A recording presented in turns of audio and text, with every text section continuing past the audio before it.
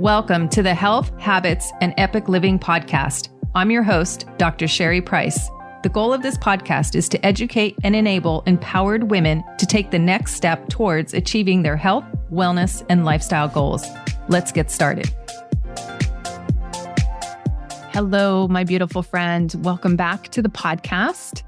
Let me ask you, ladies, there are 3 months left to 2024. What? Can you believe it? So knowing that, where are you at with your health and wellness goals for 2024? Now, if you answered, I'm doing great, I'm right on track, things are going well, what I want to say to you is keep going, my friend. That is terrific, fantastic. And for those of you who said, they're taking a back seat, I'm really not working on them, right, not at the moment, what I want to say to you is that this podcast hopefully will help you. Because what I want to talk about on today's podcast is really getting better at mastering ourselves. So that's self-mastery, carrying out greater self-discipline in the areas that matter most to us. And why I wanted to talk about this topic today is we are in that final quarter of the year.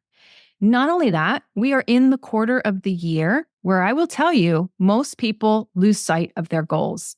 We've got the holidays coming that bring stress. For a lot of other people I've been talking to in some of the communities I've been hanging out in, I've been having retreats at my house, women's groups at my house. I've been going to other retreats, hanging out at wellness symposiums. And the overall feeling I'm hearing out there is stress, anxiety, overwhelm, and even depression. People are feeling hopeless. They're feeling not optimistic about the future. They're getting stressed about the holidays. They're stressed about their jobs. They're stressed about their kids. There's just a lot going on. And when we look at the statistics, that final quarter of the year is when most people gain a lot of weight, right? It's between that Thanksgiving and Christmas time, that 6 weeks, people gain between 5 to 10 pounds in that time frame. And that wouldn't be so bad if we could take it off the following year. But what we know about the statistics is that a lot of those people, the majority of those people actually don't wind up losing that weight, right? It just stays on their body. And the reason I mention this is not to be depressing, but really to realize what happens and when it happens so that we are more empowered to take a different approach, especially this time of year. And that's why I wanted to release this podcast right now, is so that we can arm ourselves and protect ourselves so we don't set ourselves up for more disappointment, more disease, more weight gain, because we know that the downstream effects of that can lead to more metabolic dysfunction, increase in diabetes, cancers, heart disease, and yada, yada, yada. So I really want us to armor up, right? To really take it seriously, particularly this quarter of the year. Now, I know we all get excited at the beginning of the year. Yes, I love that excitement too. Yes, I love to set New Year's resolutions and all that. But those resolutions and stuff will be there and we'll get that energy when it comes. But I don't want to lose out on the opportunity right in front of us now. And if we can prevent the weight gain, if we could do things that are going to improve our self-improvement and our self-mastery and our self-discipline now, then that sets us up to even have greater achievements when the new year comes.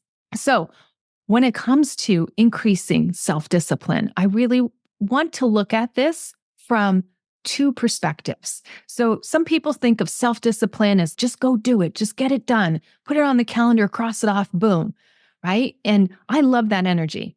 And you need that energy to be doing this goal, but that's not the only energy you need. And a lot of times that's considered masculine energy, right? Just get it done. It's the wagging finger, get in the gym, lose the weight, do the thing, right? And that's kind of like that Nike symbol, just do it.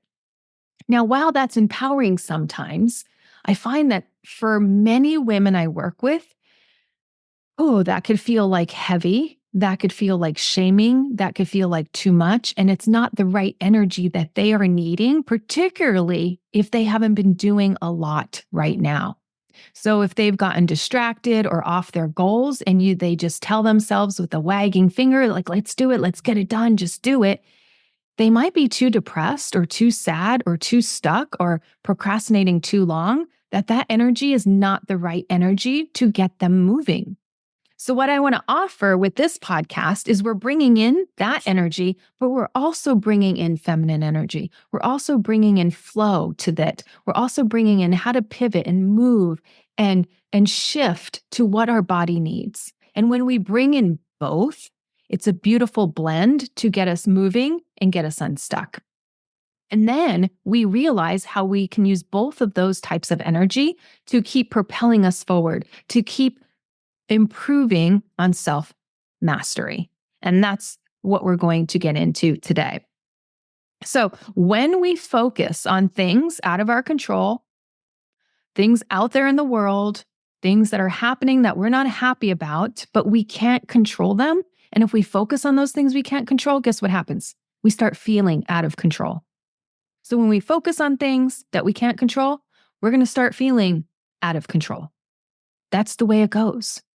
So I want you to notice that parallel, that when we focus on the things we can't control, we feel out of control. And when we feel out of control, that invites in uncertainty, self-doubt, I don't know, depression, anxiety, all the things. So just notice if that's energy you're feeling.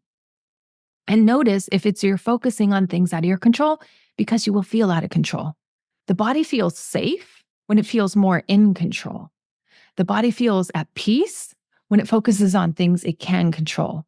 The body wants to feel safe and comforted. And when it doesn't, it may look to substances outside of itself to feel safe and comforted.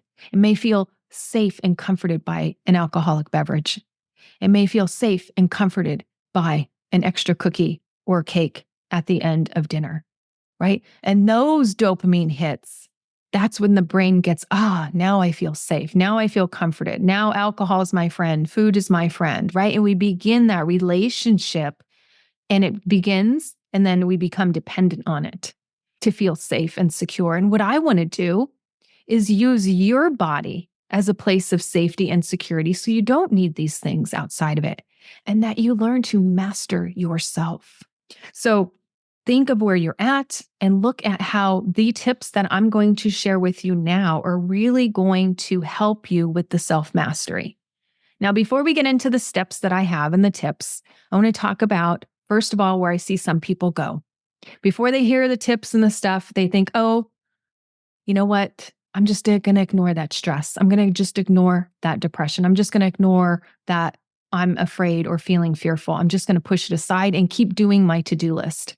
Now, I'm not saying that's wrong, but I'm saying if we don't address it, we may never be able to get through it.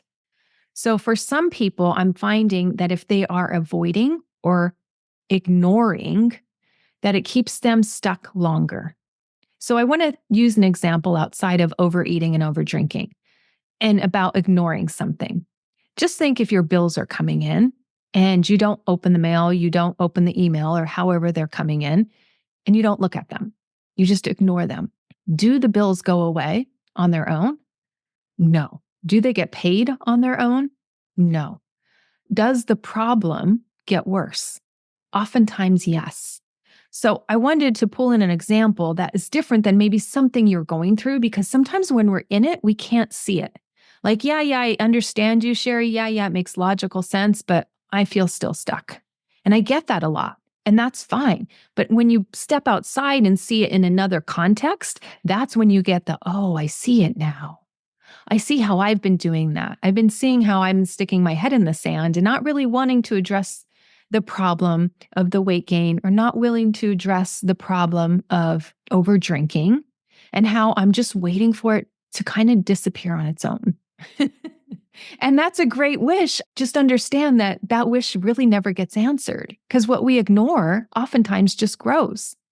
I was once working with a client who knew she had to have this difficult conversation, and she just kept avoiding it. She goes, maybe it'll just go away. Maybe this person will just come around and have the conversation or the aha moment, and they'll change on their own.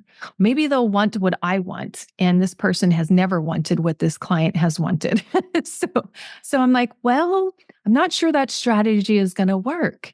And in the meantime, by not having this difficult conversation, by avoiding it, She kept stewing and brewing and stewing and brewing. And guess what? She started drinking more. And guess what? She stopped exercising. She didn't even want to exercise. It wasn't even important to her. She didn't care that she was gaining weight. She did care, but she didn't care. She was just waiting for this conversation to magically take place.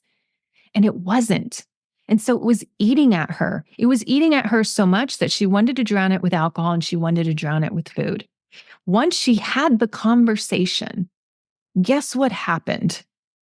It was that one moment that shifted everything, right? It shifted how she fed herself. It shifted her exercise regimen. She started up at it again, and she didn't want to overdrink, right? Because the pain was so intense and in her body. And by not addressing it at the root cause, by having the conversation, she was just numbing and avoiding and numbing and avoiding and numbing. And so I just want to show you that numbing and avoiding is not going to really address what you're really wanting, which is relief. You're really wanting to feel better and relief. And you're not going to get that relief with alcohol. You're going to keep needing more and wanting more and wanting more. So avoiding it doesn't make it go away. I was recently talking with a friend of mine. She's like, this weight gain just came out of nowhere. I'm not eating any different. I'm actually walking more. I'm doing more conscious eating with my weight. But geez, I went up a size. And she was just trying on clothes in my living room. And she's like, I'm just so aggravated. And I said, I hear you. I hear you. But as our bodies change, we have to change, because they're requiring different care now that we're in menopause and perimenopause. And that shift can bring weight gain for some people. However, you can get rid of it. Like, I just want you to know you can get rid of it. And she's like, gosh, I just want to get rid of it. Yeah. So let's work towards getting rid of it, because it's so important, right? It's a health goal. It's how we feel. It's how we move. And if we could get rid of it, let's get rid of it. Not living with the problem if we can get rid of it. And now I want to talk about self-mastery, because it's important, if we're wanting to get different results, that we show up differently, right? And when we're talking about self-mastery, it's about self-discipline. So as Lou Holtz has famously stated, without self-discipline, success is impossible, period. Success is impossible, right? So I want you to be successful. I want you to be successful on those health and wellness goals. And so let's talk about ways where you can improve your self-discipline and your self-mastery. So first and foremost, now, I want to tell you, this is powerful. When you do step number 1, it can radically change how you feel and experience yourself. So step number 1 is to get in touch with your body. Oh my goodness. This can be challenging for some of my high achievers. These women that I work with, they have these strong minds and they just want to problem solve with their minds. And that's great when it works. But sometimes it's not going to work because your body has overridden your mind. And what do I mean by that? If we are stressed out all the time, how do you feel when you're stressed out? Right? You're in fight or flight mode, or sometimes freeze. You might be so stressed out that you're so overwhelmed that what do? Nothing. You freeze. You just want to sit on the couch, watch TV, or numb out, scrolling, doing something way different than what you should be doing or you tell yourself you should be doing. So when you're in this state of stress, it's not bad because it's designed to keep the body alive. And of course, we don't want to die. So staying alive is amazing. However, if we're in this state too long, it's really going to tax us. It's going to cause adrenal fatigue. We're going to get worn down. We're going to have it be impossible to lose weight, particularly as we go through midlife and beyond, because our hormones change and our sensitivity to those hormones changes, particularly cortisol. And so what we want to make sure is that we get in touch with our bodies so our bodies feel safe enough to relax. And so we're not needing the thing outside of us to give us comfort, security, and relaxation. We can learn to do it on our own. But that, of course, means we're getting in touch with what's going on in our body and being able to identify it so that we can transform it. So for some women, they're not even understanding how they're feeling. They're so disconnected with their body because they've just neglected their body for so long. And so this is something I train women to really get in contact with.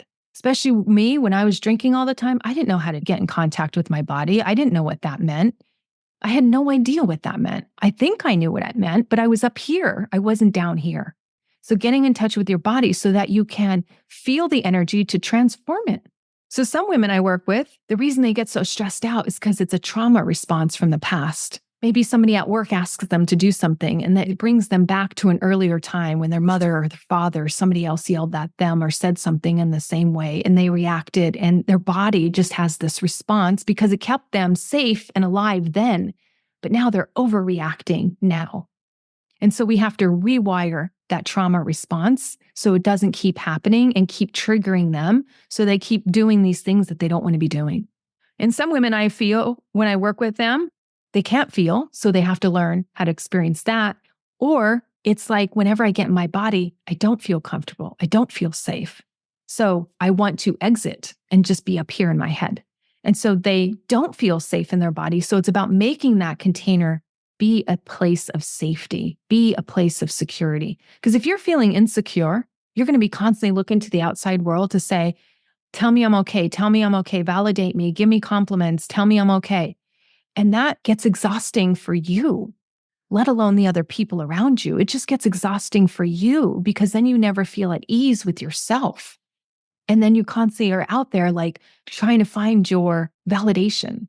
For some people, they feel that they don't deserve things. They don't deserve to look better or lose the weight or have the life that they have. And so they have to work with feelings of self-worth, self-love, self-acceptance. And so we do that kind of work to make the body feel loving, accepting of where they're at so that they can get the change that they want. Because if you're pushing away who you are now, it's harder to get where you want to go because it's like a form of rejection and ignoring what's going on and then just thinking you can just jump into the next phase of you. But it's a process. It's an evolution, right? Like if you want to be 10 pounds lighter, you first have to get 2 pounds lighter and 3 pounds lighter and 5 pounds lighter. Like you just don't go and wake up overnight and are 10 pounds lighter. It's an evolution. It's harder to do that process if you're hating it the whole time. So dropping into your body and making it safe, peaceful, deserving, loving, worthy that you already are, it's recognizing and getting the brain on board with that. And that takes dropping into your body. It's not just a mental exercise. It takes dropping into your body. So I love when we're able to do that work because it's at the cellular, deeper level so that you can get the transformation that you're looking for. So getting in touch with your body so that you can change that stress response. You can change that level of depression. You can change how you're feeling so you can start to feel differently. And most people will choose to feel better, obviously. The second part is taking a look at your actions. So like, okay, I can do the first part. I kind of get it. You may need help with a coach to do that or do some embodiment work. I recommend that highly for super strong-minded women, really CEO kind of women, right? Like they're managing their household, they're managing things at work, they're keeping it all together, but something's missing on the inside. And that's how they express it. Something is missing on the inside. Like I'm doing all the things, but something is missing. So embodiment work really helps. Number 2, taking a look at your actions. I think this is a beautiful time of reflection because what do our actions tell us? Our actions tell us what's important to us. Our actions tell us what we're committed to. Our actions tell us what our priorities are. I'm taking the action of recording this podcast. Why? It's a priority and it's important to me, right? If I wasn't doing that, maybe my priorities changed. Maybe my time commitment has to go elsewhere. And so realizing what the actions we're taking will tell us what we're prioritizing. So when I was taking the action of drinking a lot, meaning at night more than I wanted, it's like telling me something that I really wasn't prioritizing my health. And what I hear from a lot of women is I want to help myself prioritize my health. Yes, well, let's go for it, right? And let's look at your actions where you are doing that and what actions don't support that. And that way we can tell what you're committed to and what you aren't committed to. And what you're not committed to, let's work on that. So whether it's, doing this with alcohol, whether it's doing this with your weight, whatever it is your health goal is, those are the big common two I hear with the women I work with. So those are the common ones I bring up, but it could be anything, wanting to improve my cholesterol numbers, wanting to eat healthier because I feel better and I'm less bloated. It could be any of those metrics, but really looking at what are your actions saying, because that will tell us what we are committed to. Now, here's some questions you may want to be asking in this step. as you look at your actions, what is a priority for you? For some women, they're like, it's my family, and the family always comes first. They come last all the time. Now, we don't have to put you first all the time and your family last. That's like all or nothing thinking, right? You have to go exactly 180. But we can make minor shifts and we can just do a 30-degree turn where you come first, maybe 3 days a week, right? And build that in. Because it could feel scary to say you're going to be first now, right? We want to ease the brain into it or ease the body into it, because if the body has fear around that, it's not going to sustain it. So again, it's about making it safe and you feeling secure in that so that you're able to carry out the action. So where do you need help making something a priority? What steps would you need to take to make it a priority? And here's a good one. Where do you get stuck? I love that because it just tells us where the rub is. And for a lot of us, we get stuck in our heads. So stuck in our heads, right? It's not necessarily action, it's in the head, right? And so if we're getting stuck in our heads, we're not going to be able to take the action because we have to think about it first to be able to do it. So some of us are just wishers and dreamers. But what makes us more effective is we wish and we dream and then we go do, right? So that's going to make it more effective. But if we never get to the doing phase, we know that we're stuck somewhere. And that's why I really love this work around self-discipline and why we're doing it this month inside Epic You. For the whole month, we're focusing on how to improve and master your self-discipline around alcohol because it's important. It matters, right? If you are not feeling in control, what's going to be in control? The alcohol, right? We want to make sure that you are staying in control and how to do tools and techniques to improve your self-mastery. Self-discipline, here's a quote I put inside the workbook that I wanted to share, is that self-discipline is the mind's ability to govern the body's actions, right? We just talked about that. That's all that self-discipline is, oh, I'm thinking it and I want to do it, and then you go do it. Now, number 3 is becoming a leader. Becoming a leader in your life. Now, I talk about more of this inside the workbook and the video tutorial that you get on this. And then we come on calls and we talk about how to be a leader. You know, what's going well, where do you need help, right? And coach all over around that. To be a leader, this is the best definition I found on the internet. A leader is anyone who influences the thinking, actions, or development of another human being. Maybe you listen to podcasts. Maybe you listen to different leaders. Maybe you come to this podcast and listen to me as a leader because I'm influencing your thinking and your actions. I'm a leader in my household. I'm influencing the actions of my daughter, the actions of my husband, and their thinking. We're all leaders. We are all leaders. Notice what you're leading on. You could be leading somebody to watch the Netflix series you're binging on and you're talking about it because it's so amazing. Or maybe you're leading somebody to eat at this amazing restaurant. You had this great food or great service and you're complimenting them and telling somebody about them. And you're like, oh, putting thoughts in their head and leading them that they might want to try this restaurant. You're influencing others. So we're leading no matter what.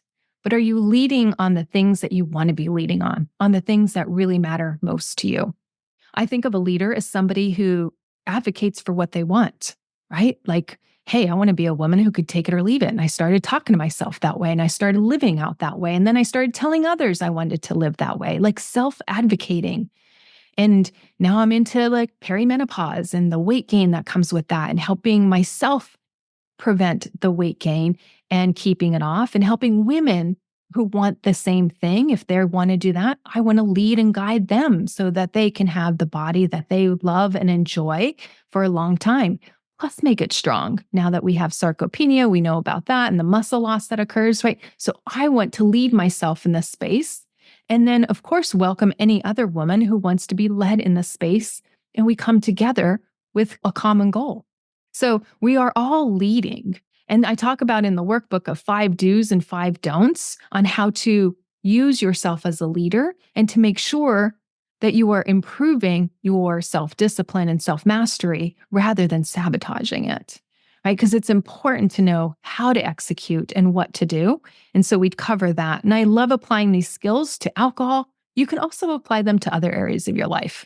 And that's what I think is such a great life skill. If you could apply it to alcohol and you could take it out of context and put it to other areas. So they're life skills. Now, I want to offer that, in my opinion, leadership is more powerful than managing. So I've been intentional so far in my language on talking about how I'm not managing myself. I'm not managing self-discipline. I'm more of a leading self-discipline. It's a higher, more powerful energy. And I just want to use a few examples to see if this resonates more for you as it does for me. So when I think about managing, I'm thinking about like moving around chairs, managing chairs at a party. You're with a set of chairs and tables and you just manage them, right? You put them here, you put them there, you're managing it. When I say you are managing your life, how does that feel? When I say you are managing your calendar, how does that feel? I don't think it feels bad. I just think as if it's kind of a lower energy. Now, let me change that and say, okay, now how does this question feel? You are the leader of your life, the CEO of your life. How does that feel? Wow, I want to perk up. I sit up. I'm like, wow, you're right. I am the leader of my life. I get to choose what I'm going to do and what I'm not going to do. Amazing. It's a higher vibration. It's a higher energy. It makes me feel more in control, more powerful. And when I'm saying powerful, I'm not meaning greed or the bad parts of power. I'm meaning like, wow, I actually have control over that. You're right. I am the leader of my life. Now, how does it feel when I say you are leading your time and you get to lead your energy? I'm like, wow, I never thought about that. Or I haven't thought about that in a while. You're right. I do get to manage my time and how I spend it. And I do get to manage the energy I bring. So to me, that's more inviting. It's more generative and it's more powerful. And it also shows me how much control I have. And I think that when we are at uncertain times, when we are feeling depressed, when we are feeling less hope or less optimistic, I think these are powerful tools so that we don't spin out, so we don't sit there and sulk, so we don't sit there and go, why am I feeling so off? And we understand why the brain feels off, depending on what it's looking at and where it's looking for its reassurance, right? If we're looking for reassurance out there in the world, we might not really find it on a particular day. But when we can come and really use these tools, then we can feel more powerful, more in control, and actually do the things we want to be doing rather than procrastinating and ignoring them. So I invite you to be a leader in your life. It is such good energy. It feels good for you and it influences others around you. So when I show up as the leader in my life, and when I show up as the leader around alcohol, alcohol then can't make me cave because I'm leading myself. If I'm not showing up with that leadership, then I might cave or I might give in or I might make alcohol the leader of my life, right? And so skill set, totally a skill set. Again, if you're hearing this for the first time or you're new to me, you might be like, I get it, but I don't totally get it, right? Or I don't totally buy in. That's okay. I didn't get it like that overnight. I had to practice and practice and practice and practice. And then it started happening. And then I'm like, oh, I get it on a surface level. And then I kept doing it. And then I got it on a deeper level and got it on a deeper level.